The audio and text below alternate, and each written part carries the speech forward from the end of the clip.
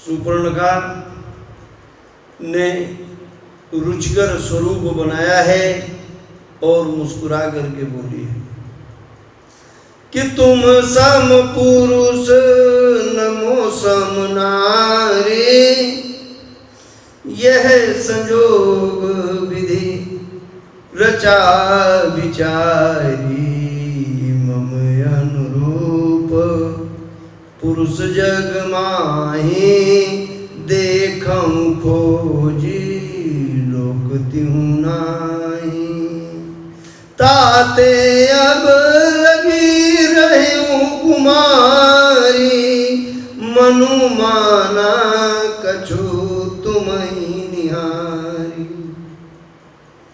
तुम्हारे समान न कोई पुरुष है, मेरे समान न कोई स्त्री है, और ये संयोग ब्रह्मा जी ने बनाया है। मैंने तीनों लोक में खोजा, मुझे नहीं मिला, और इसीलिए अब तक मैं कुंवारी हूं।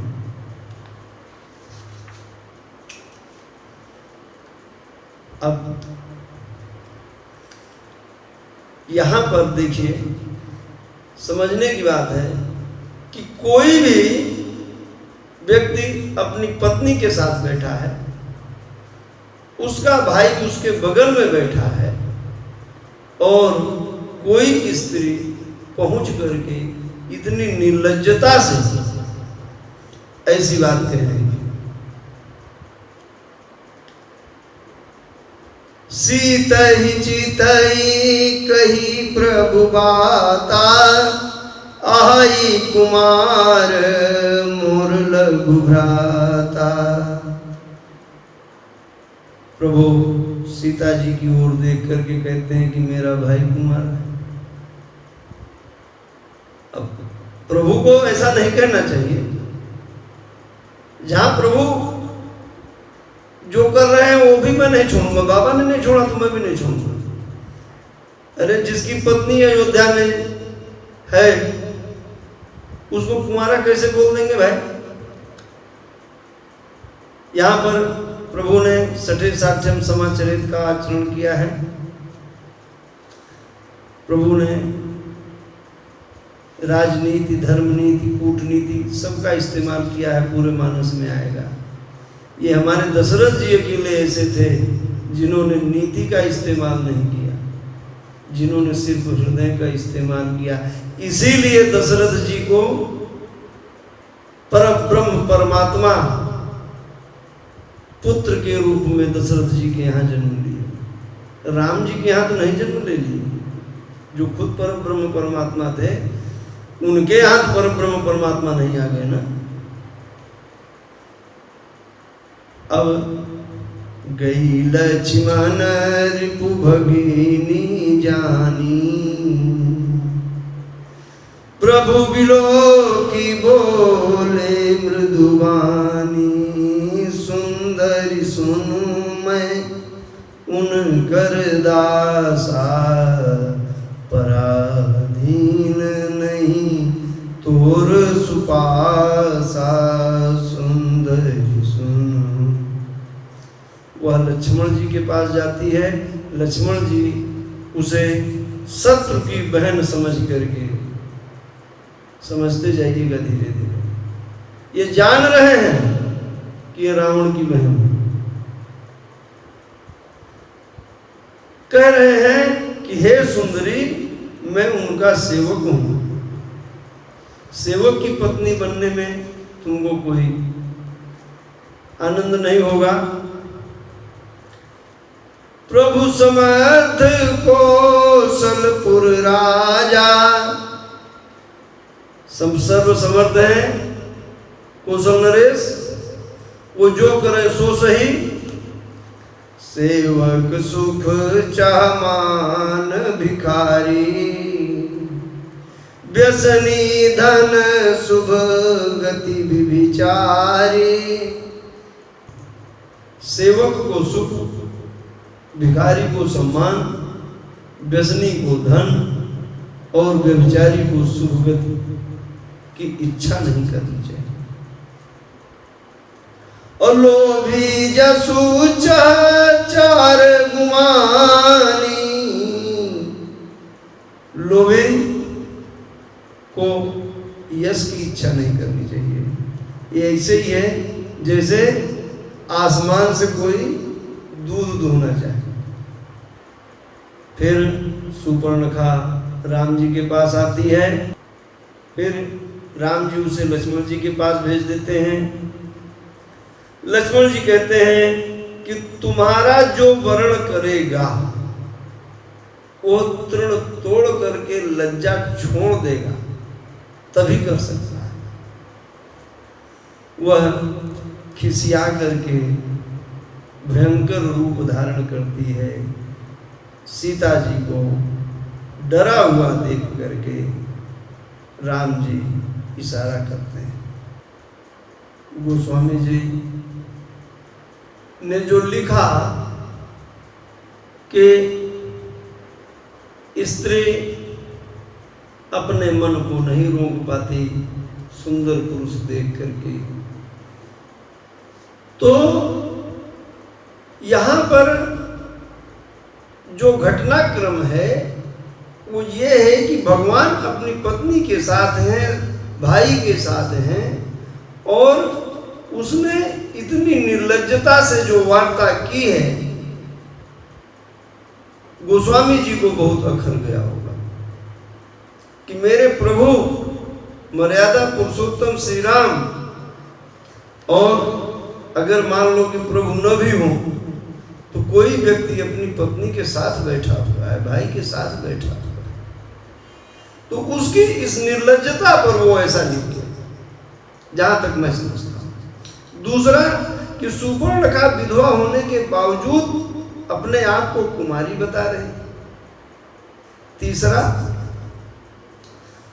जो कार्य किसी भी कन्या को, अगर कुमारी बता रही तो कन्या की, वो किसी भी कन्या को अपने वर का चुनना पिता द्वारा आयोजित हो तब स्वयंवर होता है। यह कार्य पिता का, संरक्षक का, भाई का है। स्वयं वर के पास जाकर के अपना प्रस्ताव देना, यह मुझे भी अनुचित ही प्रतीत होता है। आज के समय में जितने भी इस प्रकार के विवाह हो रहे हैं, अधिकतर स्थितियों में उनको सफल होते हुए मैं नहीं देख रहा हूं। और सुपर्णखा के इस कार्य ने पूरे राक्षस कुल को समाप्त कर दिया है। तो किसी भी कन्या को ऐसा आचरण नहीं करना चाहिए। समाज के युवक युवतियों को मेरी सलाह है कि वे अपने जीवन साथी के चुनाव में अपने माता पिता, संरक्षक का मार्गदर्शन लें, और मैं तो यहाँ तक निवेदन करूँगा कि उन्हें ही यह कार्य करने दें तो समाज के लिए ज़्यादा अच्छा होगा।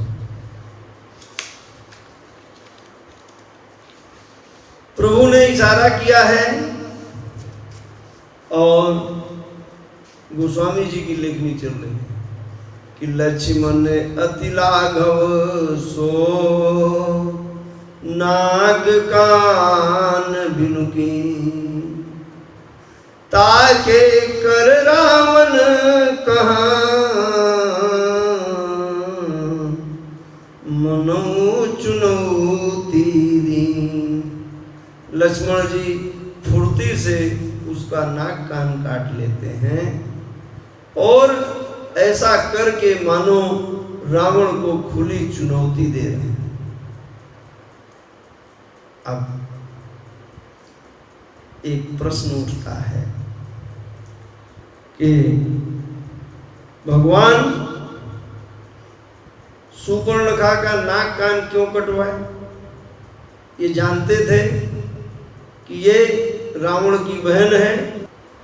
जो कुछ सुपर्णखा ने किया था उसका अपराध इतना गंभीर नहीं था कि नाक कान काट लिया जाता। उसे पकड़ करके, अगर आप जान रहे हैं कि ये अमुक की बहन है तो आप उसके हवाले भी कर सकते थे, लेकिन आपने मर्यादा पुरुषोत्तम होते हुए सामान्य पुरुष द्वारा किया जाने वाला आचरण जो होता है उससे हट गए। तो आपने ऐसा क्यों किया? ये एक प्रश्न है। मैं जहां पर जो भी प्रसंग आएगा उस पर प्रश्न उठाऊंगा और उत्तर देने का भी प्रयत्न करूंगा। इसी अरण्य कांड के प्रारंभ में प्रभु ने धरती को राक्षस विहीन करने का प्रण लिया था, और प्रभु जानते हैं कि राक्षसों का राजा रावण है। रावण से युद्ध ऐसे कैसे कर ले? कोई न कोई बहाना ढूंढना था। उनको एट द इंस्टेंट यही बहाना मिला, और ऐसा उन्होंने इसलिए किया कि किसी भी स्थिति में रावण समझौता नहीं कर, और हुआ भी वही। रावण कई बार प्रस्ताव प्राप्त करने के बावजूद, कई लोगों के समझाने के बावजूद उसने आत्मसमर्पण नहीं किया, और उसे करना भी नहीं चाहिए था। वो आत्मसमर्पण अगर रावण कर देता तो यह एक उसके ऊपर इतना बड़ा कलंक होता कि उसने अपने जीवन के लिए, उसने अपनी सत्ता के लिए अपनी बहन को अपमानित करने वाले व्यक्ति से समझौता कर लिया। हमें भी हमारी बहन बेटी, माताएं बहनें जो हैं, इनकी अस्मिता पर हमला डालने वालों को बख्शना नहीं चाहिए। ये मानस का संदेश है, ये रावण का संदेश है। चाहे उसके साथ बदतमीजी करने वाला कितना भी उच्च प्रस्थित का व्यक्ति क्यों न हो, भले ही हमारी जान चली जाए, लेकिन हमारी बहन बेटी पर आंख उठाने वाले को हम नहीं छोड़ सकते। सुपर्णखा अपने मौसेरे भाई खरदूषण के पास जाती है। वहां पर खरदूषण उससे पूछते हैं कि यह स्थिति तुम्हारी किसने की है और क्यों की है? उसने किसने की है यह तो बताया है, लेकिन क्यों की है यह नहीं बताया। और खरदूषण सेना सहित प्रभु से युद्ध में मारे जाते हैं। फिर वह रावण के पास जाती है और रावण की सभा में कहती है, बोली बचन क्रोध करि भारी, देश कोश कहे सुरति विसारी, कर सिपान सोवस दिन राती, सुधी नहीं तव सिर पर आराती। दिन रात दारू पी करके मस्त रहता है, तुझे देश की कोष की सुध नहीं है, सिर पर मुसीबत आई हुई है, तुम्हें कोई चिंता नहीं है। राजनीति बिनु धन बिनु धर्मा, हरि ही समर्पे बिनु सत्कर्मा। बिना नीति के राज करना, अधर्म से धन कमाना, बिना प्रभु को समर्पित किए हुए सत्कर्म, ये सब बेकार हो जाते। सुपर्णखा रावण को समझाती और कहती है कि रिपुरुज पावक पाप प्रभु अहिगनीय न छोट करी। दुश्मन, अग्नि, पाप, मालिक, सांप, इनको छोटा नहीं समझना चाहिए। समाज परिव्याकुल, समाज परिव्याकुल, बहु प्रकार करो, तोय जियत दस कंधर, तोय जियत दस कंधर, मोर की अस गति हो, तोर जियत दस कंधर। रो करके सभा के बीच में कहती है कि हे दशानन, तुम्हारे जिंदा रहते मेरी ऐसी दुर्दशा। बहुत समझने की बात है कि सुपर्णखा ने खरदूषण को यह नहीं बताया कि नाक कान क्यों काटेंगे, पूरी सेना मरवा दी, खरदूषण को मरवा दिया। और यहां भी रावण को दुनिया भर के ज्ञान और उपदेश बता रही है। इन ज्ञान और उपदेश का 1% भी इस्तेमाल कर ली होती तो नाक कान ही नहीं कटता। और रावण का विवेक देखिए, कहलंकेश कहसी निज बाता, कहलंकेश कहसी निज बाता, कई तो नासा कान निपाता। बहुत ध्यान देने योग्य कि रावण ने पहले यही पूछा कि तुमने ऐसा क्या किया, बाद में पूछा कि किसने तुम्हारा नाक कान काटा। रावण दशानन का मतलब ही होता है जिसके पास 10 सिर के बराबर, 10 लोगों के सिर, उसके पास 10 सिर था तो 10 लोगों के पास जितनी बुद्धि होती है उस अकेले व्यक्ति के पास थी। वह ऐसा नहीं है कि नीति नहीं जानता था। हमें अपने लोगों से पहले पूछना चाहिए कि तुम बताओ तुमने क्या किया है।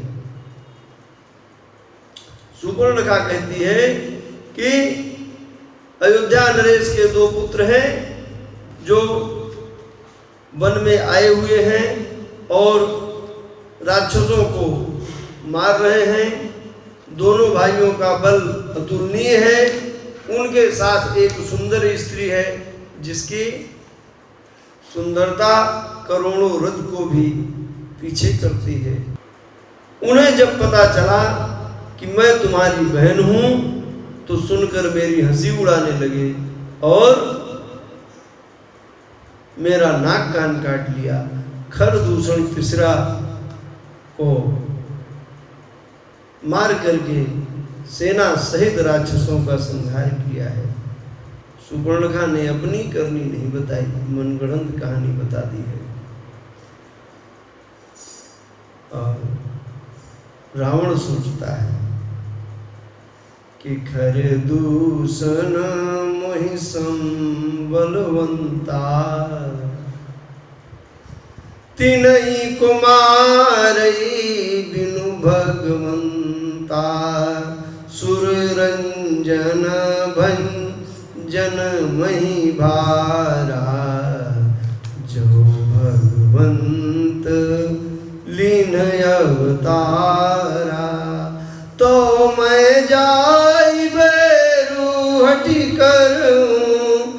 प्रभु सर प्राण तजे भवतरु। खर दूषण मेरे समान बलवान है, बिना भगवान के उनको कोई नहीं मार सकता है। और अगर धरती का भार उतारने वाले प्रभु ने अवतार ले लिया है तो मैं जाकर के उनसे जबरन बैर मोल लूंगा और उनके बाणों से प्राण त्याग करके इस भव सागर को पार करूंगा। रावण ने कहीं नहीं कहा कि तहाँ जाई सीता मैं हरि हूं। सीता जी के हरण की बात न उसने सोची भी नहीं।